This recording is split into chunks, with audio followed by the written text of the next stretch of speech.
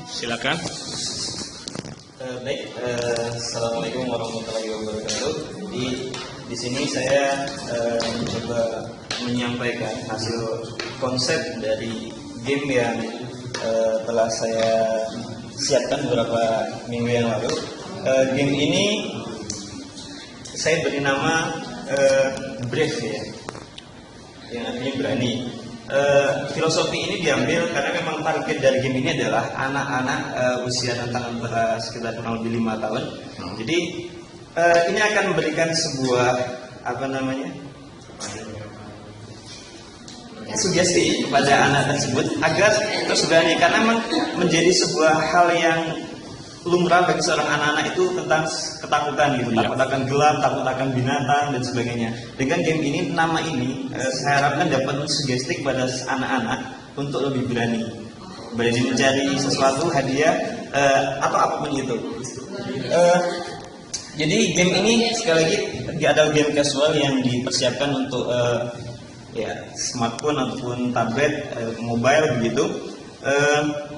Dan sebenarnya tujuan utama dari game ini adalah melatih seorang anak-anak yang baru mulai belajar untuk mempermudah dalam belajar membaca huruf hijaiyah, huruf Arab begitu.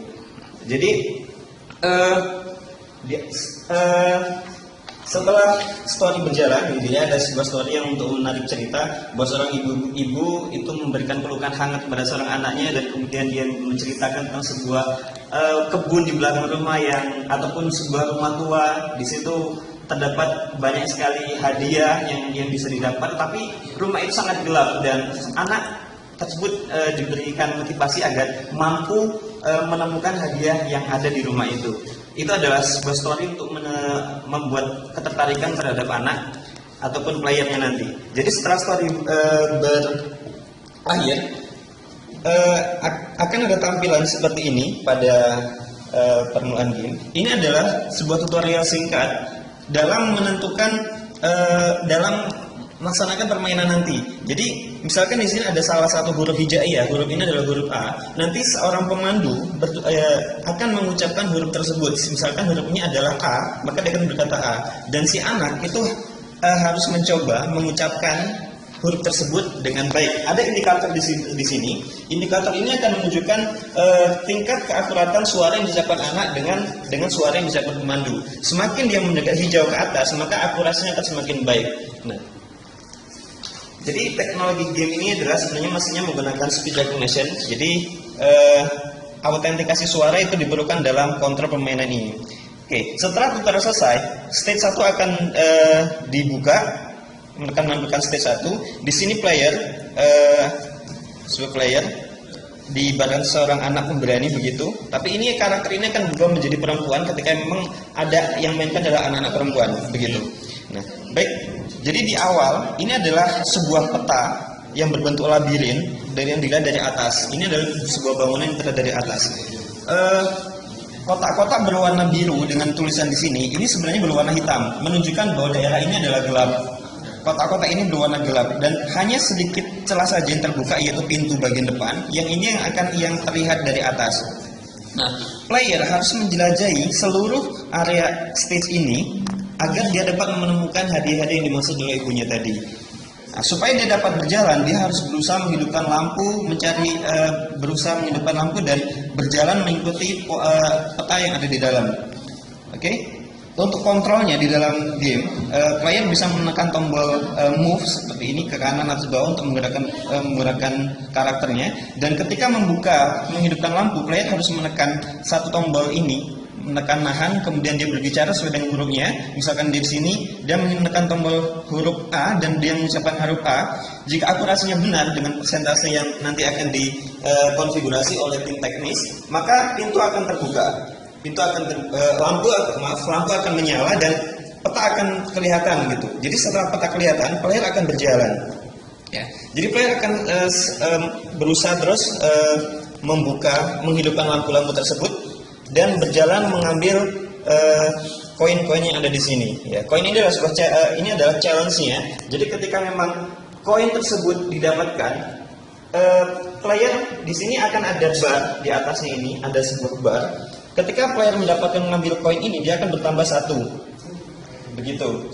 Dan seterusnya ketika dia mengambil sebanyak mungkin, berjalan menghidupkan lampu, kemudian mendapatkan banyak koin. Nah, di sini ada sebuah perhitungan otomatis.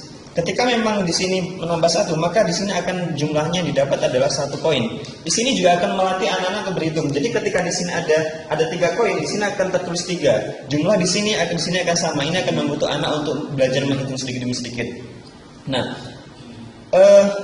tantangannya selain juga halangan untuk membuka lampu tersebut, di sini juga ada sebuah konflik, ya. Ada sebuah binatang di sini. Ada kelelawar, ada tikus, ya, yang ini akan siap memangsa ataupun mengganggu seorang anak tersebut dalam mencari hadiah tersebut. Player harus berusaha menghindar dari kejaran binatang-binatang tersebut dengan tetap mengambil koin-koin yang ada di sini. Dan di sini juga player terikat dengan waktu. Waktu ini adalah tantangan yang harus diselesaikan.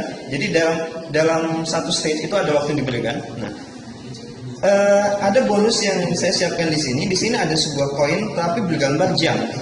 Ketika player mendapatkan jam ini, maka waktu otomatis akan berhenti seberapa detik begitu. Dan player akan mampu menambah, maksudnya mencari koin dengan waktu yang berhenti. Begitu. Sebenarnya rule-nya sederhana. Rules-nya adalah player harus membuka seluruh peta yang ada di sini. Dia akan sebenarnya akan langsung masuk ke stage selanjutnya dengan perolehan koin yang ini sesuai dengan yang didapat. Jadi koin yang didapat itu tidak mempengaruhi dengan dia peningkatan stage selanjutnya. Tetapi yang mempengaruhi adalah ketika player sudah membuka seluruh atau sudah menghidupkan lampu yang ada di stage ini, maka player sudah bisa selesai dan masuk ke stage berikutnya. Begitu. Nah, kemudian keuntungan yang lain, di sini seharusnya ada kerjasama antara orang tua dengan player sebagai orang yang mendidik anak-anak.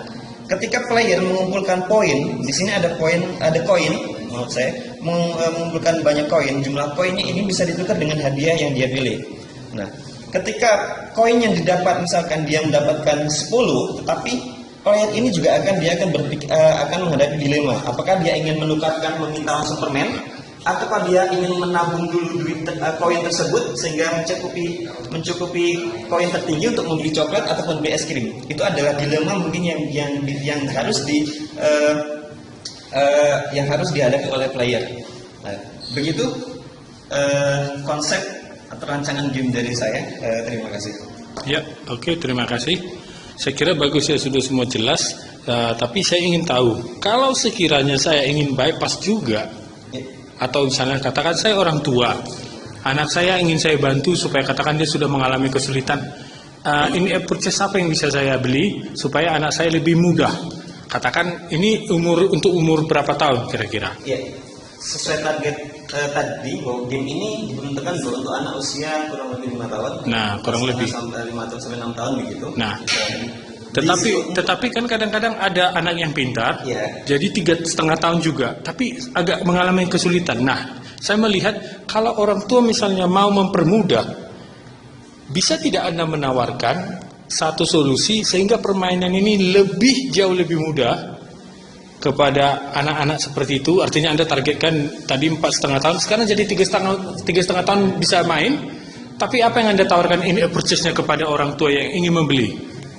Untuk in a purchase, di sini konsep yang saya buat itu bukan untuk konsep mempermudah, tetapi untuk meningkatkan skill level ke depan. Jadi ketika nanti huruf hijaiyah yang selesai, ada pengembangan ke pembacaan kalimat. Ya, di situ ada tajwid yang berperan bagaimana membaca huruf Arab dengan baik benar. Nah, in a purchase itu akan memberikan pelatihan secara singkat, tutorial bagaimana pengucapan lidah ataupun dan sebagainya. Itu bersifat hanya sekedar untuk meningkatkan kemampuan player dalam mengucapkan kata-kata tersebut. Jadi berarti untuk game ini tidak ada in purchase, tapi untuk game selanjutnya ya? Iya, karena memang konsepnya di sini tidak ingin mengajarkan ke anak-anak untuk menghabiskan banyak uang untuk games, ya. Tapi bagaimana dia mendapatkan sesuatu dari game? Seperti tadi dia ketika dia jajan dia harus main game dulu. ya, tapi dia akan dapat jajan itu kalau misalkan orang tuanya memberikannya sesuai dengan kesepakatan. Ya, jadi itu yang ingin ditanamkan dari game ini.